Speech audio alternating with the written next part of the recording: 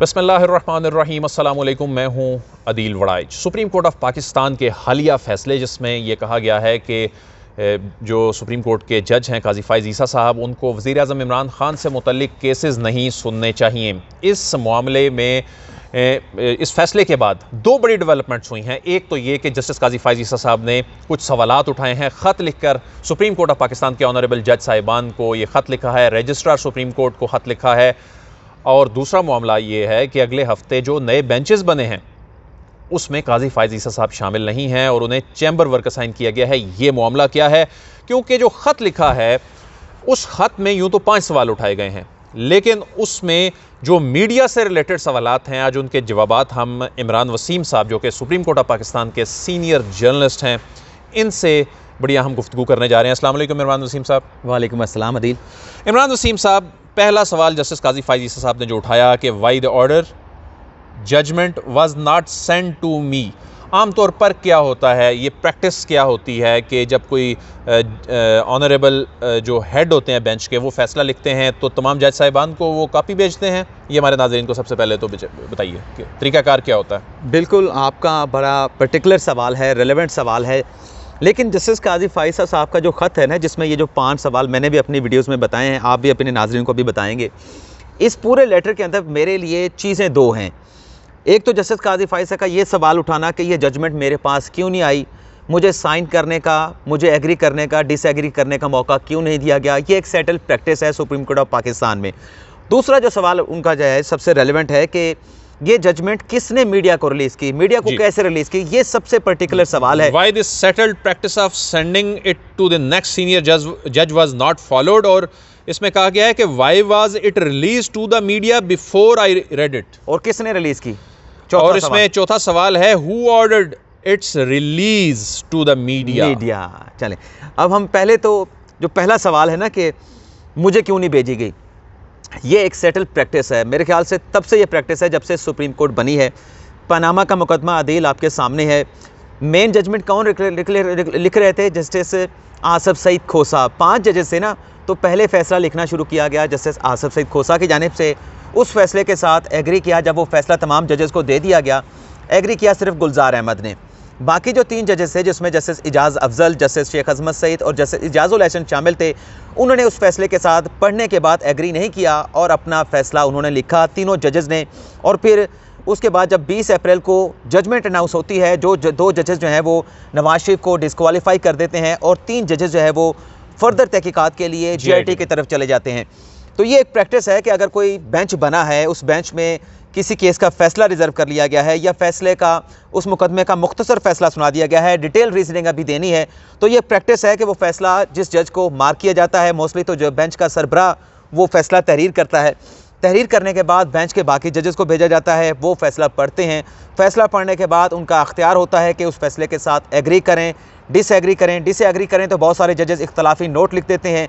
अगर एग्री भी करें तो ऐसा भी हमने यहाँ पर देखा है कि जज की जानिब से एडिशनल नोट लिख दिया जाता है, जिसे हम उर्दू में इजाफी नोट कहते हैं। तो ये बात उनकी दुरुस्त है कि 11 फरवरी को जब सुप्रीम कोर्ट में समाअत हुई, तो उस 11 फरवरी के समाअत का या मुकदमे के समाअत का जब फ़ैसला तहरीर किया गया, तो वो सीनियरिटी के मुताबिक जो है वो जस्टिस काजी फ़ाइज़ साहब के पास जाना चाहिए था, उन्हें पढ़ने का मौका मिलना चाहिए था।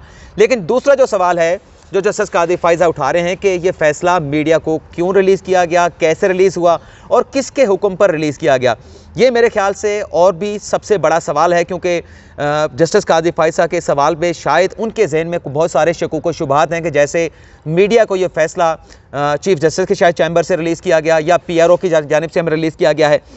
सुप्रीम कोर्ट के PRO से हमें फ़ैसले आते हैं, हम उसको रिपोर्ट करते हैं, किसी अनाउंसमेंट के हवाले से भी हमें बता दिया जाता है कि फ़लाँ दिन को फ़लाँ केस का फ़ैसला सुना दिया जाएगा। पनामा के हवाले से भी हमें 2 रोज़ पहले बता दिया जाता था।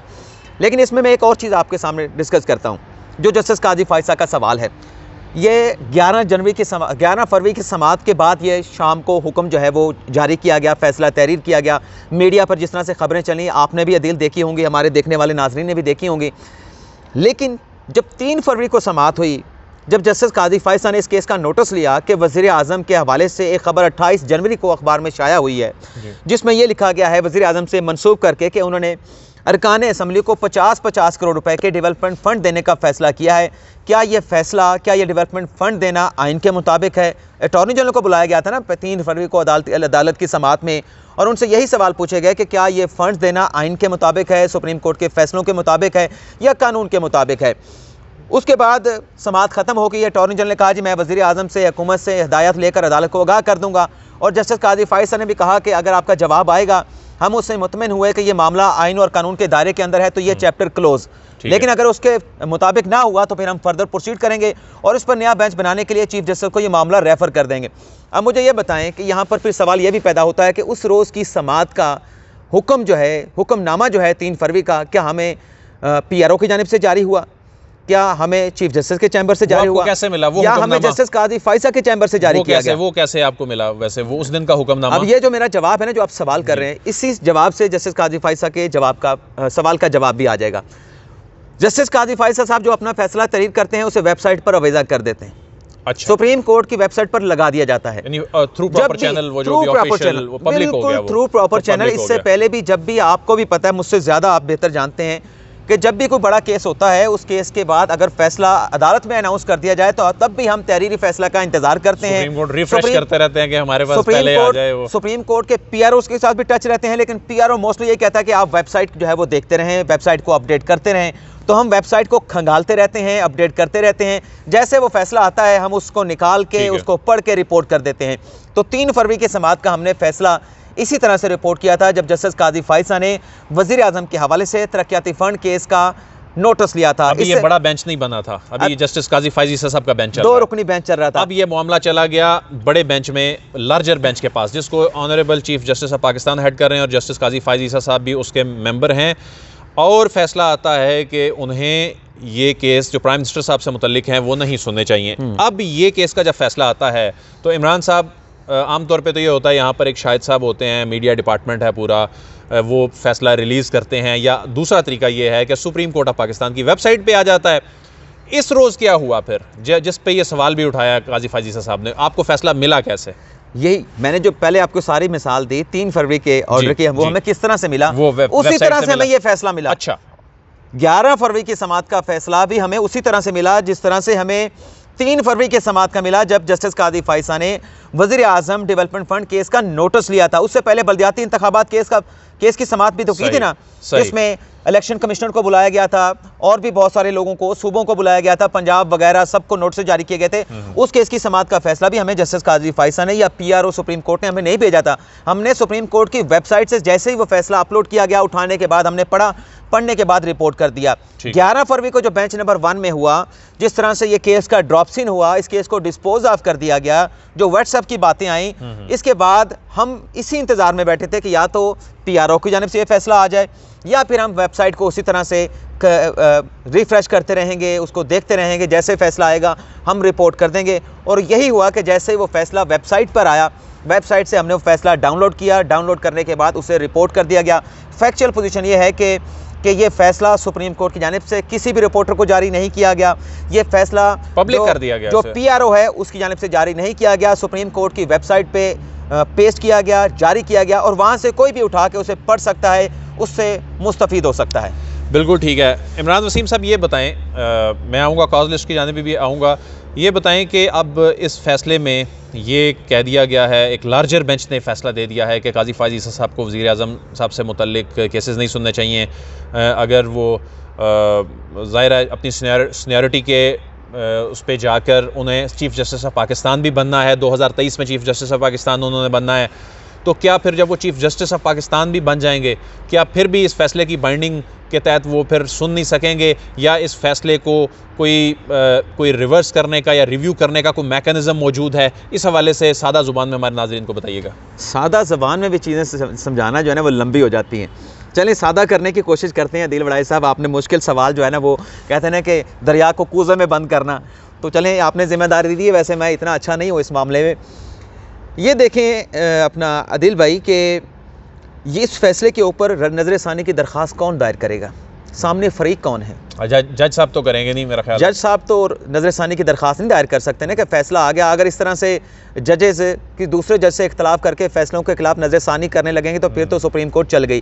तो जज साहब कर नहीं सकते। लेकिन मुकदमे में सामने कौन था? प्राइम मिनिस्टर था, वजारत ख़जाना थी, वफाकी हुकूमत थी। वफाकी हुकूमत भी नहीं करेगी इस फैसले। तो वकला जो कह रहे हैं जी, कुछ बार्स वगैरह कुछ बातें कर रही हैं, उनका हक़ दावा नहीं बनता, उनका कोई ताल्लुक नहीं बनता कि वो आएँ और यहाँ पर नज़रसानी की दरख्वास्त दायर करें। ये फैसला किसी जगह पर जाके, किसी मरले पे, किसी पॉइंट ऑफ टाइम पर जाकर अगर रीविजिट हो जाता है, कोई बेंच बनता है 5 रुकनी, उसमें वो ये लिख देता है कि जजेस का इस्तेहकाक है और जो सुप्रीम कोर्ट ने 4 जजेस में फैसला दिया है ये फैसला मेंटेनेबल नहीं है, इसे हम रीविजिट कर रहे हैं, तो ये किसी पॉइंट ऑफ टाइम पे जाकर होगा। इतना आसानी से ये रिवर्स होने वाला नहीं है। जो आप बात कर रहे थे कि जस्टिस काजी फाइज साहब को चैम्बर में बिठा दिया गया है, चैम्बर में बिठाने के हवाले से यहाँ ये बताता चलो नाज़रीन को कि 5 बेंच बने हैं, जिसमें से पहला बेंच है honourable chief justice of Pakistan की सरबराही में 3 रुकनी बेंच है। दूसरा बेंच जस्टिस मुशीर आलम साहब की सरबराही में 3 रुकनी बेंच है। तीसरा बेंच जो है जस्टिस उमर अता बंदियाल साहब की सरबराही में 3 रुकनी बेंच है। चौथा बेंच है जस्टिस मकबूल बाकर साहब की सरबराही में 2 रुकनी बेंच, जिसमें काजी मोहम्मद अमीन साहब इनके साथ हैं। जबकि 5वां बेंच है जस्टिस महज़र आलम मियाँ खेल साहब और जस्टिस अमीनुद्दीन खान साहब।